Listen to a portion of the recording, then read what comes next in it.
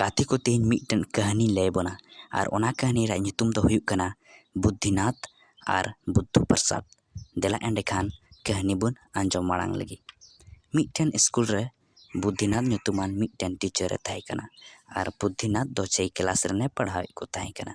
आदो ओना क्लास रेगी मिट्टन नवा गिद्रा भर्तीना और उनिया nyutum दो ताई कान ताई गणेश और उनी गणेश गिद्रा दो बुद्धिनाथ टीचर नजर रे गोबर गणेश ताई कना। आदो बुद्धिनाथ मिद दिन क्लास रे मिट्टन कहानी लय को कना। मिट्टन होड़ रन मिट्टन मेरम और मिट्टन गाड़ी किन ताई कान ताया। आदो मिद दिन मेला इदी के किने और मेला रे गाड़ी एने चुकिदिया। आदो एने भगवान खाय रुवाड़ो समय कायरा हता तोरा केदा। आदो हर हर तेको हजुग कना। आदो उनी होड़ मिट्टे पुखरी नेल नाम केदा। आदो मिट्टे पुखरी रे डबर सना किदिया। आदो ओना पुखरी रे डबर लगी सेनेना और कायरा दो उनकिन टेगी दो हटो कदा। आदो रुवाड़ कते हेना और ओना कायरा नेल के मा एके ओना चुका मतो ताई कान और ओना चुका दो मेरम सामने रे ताई काना।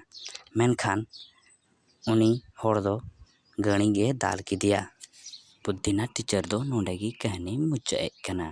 आदो आज लहारन मिट्टन गिद्राय कोले गोल किदिया मासे लय में चेदा गाड़ी दाल किदिया। आदो बाय लय दाड़ेदा।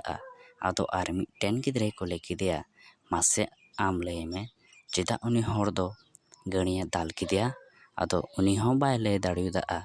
आदो ओना रे मतलब लय को कना जुदी मेरम में जम किया तबे कायरा सला चुका हों जम किया और मेरम दो कायरा दो बाय सला दाड़ेया एनते कायरा दो गाड़ी गे सला दाड़ेया।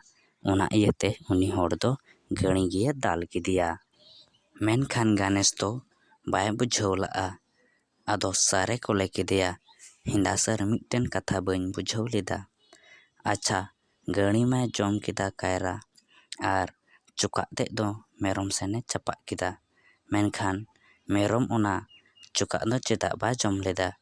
आदो बुद्धिनाथ टीचर दो कुली किदी ते रंगावेना आरे मिताय कना मेरम बा जम लेखान दो चे आदो आम दो बोका गेम तहना। आदो अडी काजाके रुह बड़ा किदिया और उन खनगी गणेश दो बुद्धू प्रसाद को बहना उतर किदिया और बुद्धू प्रसाद गी को होया और नोआ कहानी दो नोंडेगी मुच्चे एन ताबोना। जुदी वीडियो पे कुसिया आदा एंडे खान लाइक और सब्सक्राइब दो आलोपे हिड़िन ताबोना।